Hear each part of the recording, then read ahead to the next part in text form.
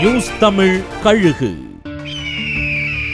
புதிய மதுபான தொழிற்சாலை விவகாரத்தை காங்கிரஸ் பூதாகரமாக்க டென்ஷன் ஆயிருக்கான் புதுச்சேரி திமுக.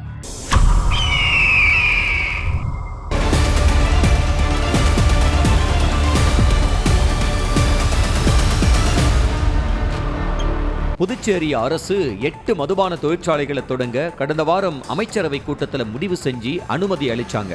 இந்த விவகாரத்தில் ஏற்கனவே துணைநிலை ஆளுநராக இருந்த தமிழிசை சவுந்தரராஜன் மதுபான தொழிற்சாலைக்கு மறுப்பு தெரிவிச்சிருந்த நிலையில முறைகேடா 6 தொழிற்சாலைகளுக்கு தொழில் தொடங்குவதற்கான முன் அனுமதி வழங்கப்பட்டுச்சு.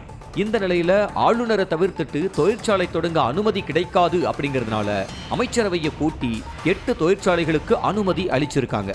மதுபான தொழிற்சாலை விவகாரத்துல மிகப்பெரிய ஊழல் நடந்திருக்கிறதாவும் ஒவ்வொரு தொழிற்சாலைக்கும் 10 கோடி ரூபாய்னு 100 கோடி ரூபாய்க்கு மேல லஞ்சம் பெறப்பட்டிருக்கிறதாவும் எதிர்க்கட்சிகள் குற்றம் சாட்டியிருக்காங்க. புதிய மதுபான தொழிற்சாலையில ஒண்ணு தமிழகத்தைச் சேர்ந்த திமுக காரருக்கு கொடுக்கப்பட்டிருக்கான்.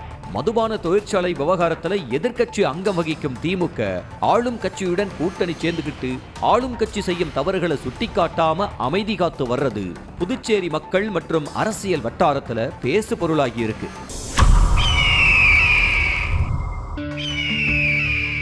வணக்கத்துக்குரிய நெல்லைய லெப்ட் அண்ட் ரைட்னு வறுத்தெடுத்திருக்காரா முன்னாள் பிரதமர் பெயர் கொண்ட மாண்புமிகு.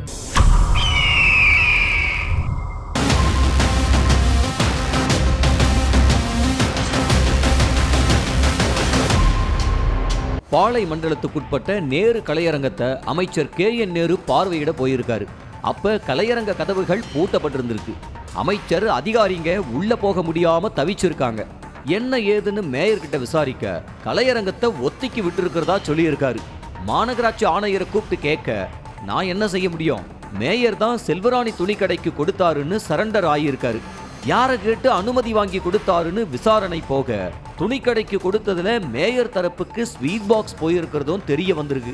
இதெல்லாம் கேள்விப்பட்ட KN நேரு இதுக்கு பழைய மேயரே பரவாயில்லை போலியேன்னு கடுமையா பேசியிருக்காராம். தேனியில இருந்து அப்பா டெல்லி லாபிக்கு அடி போட்ட நிலையில இப்ப மகனும் என்ட்ரி கொடுத்து அப்பா ரூட்டை எடுக்கிறாராம்.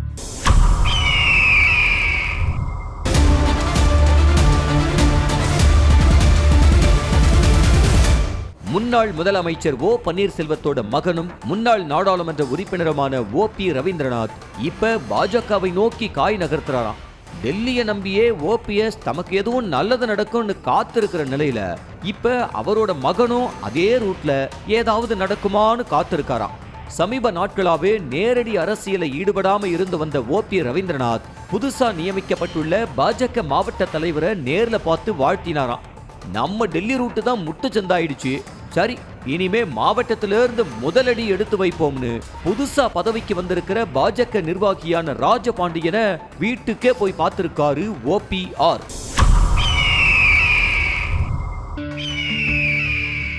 ஆளுநருக்கும் முதலமைச்சருக்கும் இருக்கிற முரண்பாட்டுல விழா மேடையில வச்சு பரிசு அறிவிக்காம விட்டாங்களேன்னு வருத்தப்பட்டிருக்காங்களாம் மாணவிகள்.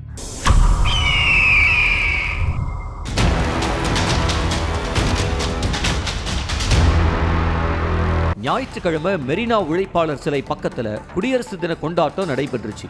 ஒவ்வொரு வருஷமும் குடியரசு தின அணிவகுப்புல பள்ளி கல்லூரி மாணவிகளோட ஆடல் பாடல் உள்ளிட்ட கலை நிகழ்ச்சிகள் நடக்கிறது வழக்கம். அந்த நிகழ்ச்சிகள் முடிஞ்ச உடனே இதுல வெற்றி பெற்றது யாருன்னு பரிசு விவரங்கள் அறிவிக்கப்பட்டு அன்னைக்கு மாலை ராஜ்பவன்ல நடக்கிற தேநீர் விருந்துல அவங்களுக்கு பரிசு வழங்கப்படும். இந்த ஆண்டு தங்களுக்கு தான் பரிசு கிடைக்கும்னு பல குழுவினரும் காத்திருக்க யாருக்குமே பரிசு அறிவிக்காம நன்றி வணக்கம்னு சொல்லி முடிச்சிட்டாங்களாம். இதுல வெற்றி பெற்றவங்களை தேர்வு செய்யற குழு பரிசுகளை கொடுக்கிறதுன்னு எல்லாத்தையும் தமிழக அரசு அதிகாரிகள் தான் முடிவு செய்வாங்களாம். ஆனா இந்த வருடம் தேநீர் விருந்த தமிழக அரசு புறக்கணிக்கிறதா அறிவிச்சிருந்த நிலையில பரிசுகளை ராஜ்பவன்ல வச்சு எப்படி கொடுக்கிறதுன்னு அறிவிக்காமலே விட்டுட்டாங்களாம். அதுக்கப்புறமா இந்த விஷயம் பெருசான நிலையில தலைமைச் செயலகத்துல கூப்பிட்டு மாணவிகளுக்கு முதலமைச்சர் கையாள பரிசு வழங்கி இருக்காங்களாம் தமிழக அரசு. இதெல்லாம் மேடையிலேயே சொல்லி இருந்தா பெருமையா இருந்திருக்கும்னு சொல்றாங்களாம் மாணவிகள். தமிழ்நாடு அரசு தேநீர் விருந்த புறக்கணிச்சதுக்கு பின்னாடி இருந்த காரணம் இதுதானா?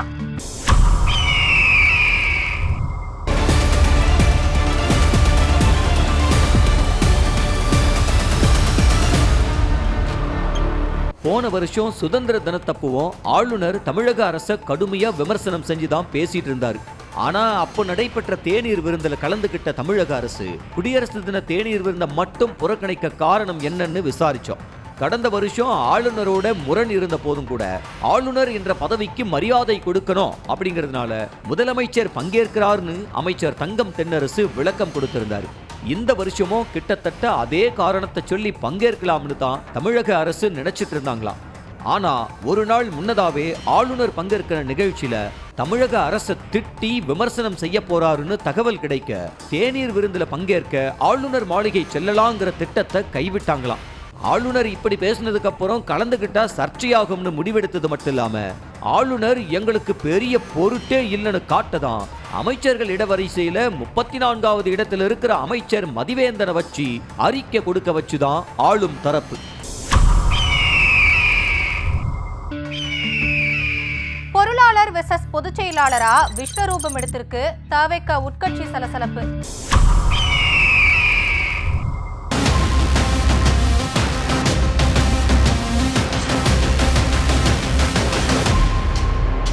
சமீபத்துல தவேக தலைவர் விஜயோட அரசியல் ஆலோசகரான ஜான் ஆரோக்கியசாமி பொதுச் செயலாளர் புஸ்ஸி ஆனந்த பத்தி பேசின ஆடியோ லீக் ஆகி கட்சிக்குள்ள பெரும் சலசலப்பை ஏற்படுத்துச்சு.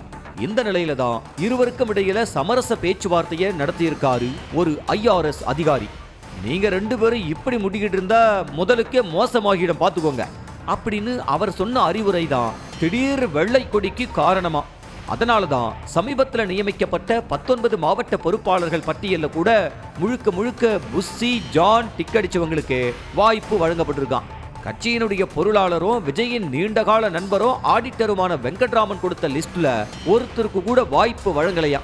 தாம் பரிந்துரை செஞ்சவங்களுக்கு தலைமை செயற்குழு உறுப்பினர் பொறுப்பு கூட வழங்கலன்னு புலம்புறாராம். புஸ்ஸி ஜான் பஞ்சாயத்தை வச்சு 2 பேரையும் முடிச்சு விட்டுறலான்னு கனவு கண்ட பொருளாளர் தரப்புக்கு இந்த திடீர் கூட்டணி பெரும் மன உளைச்சலை ஏற்படுத்தி இருக்கான். இனிமே தவேகவோட முதலும் முடிவும் புஸ்ஸி தான், பேசாம அவர்கிட்டயே சரணடைவோம்னு எதிர்ப்பு மனநிலையில இருந்தவங்க கூட அணிமாற தயாராயிட்டாங்களாம்.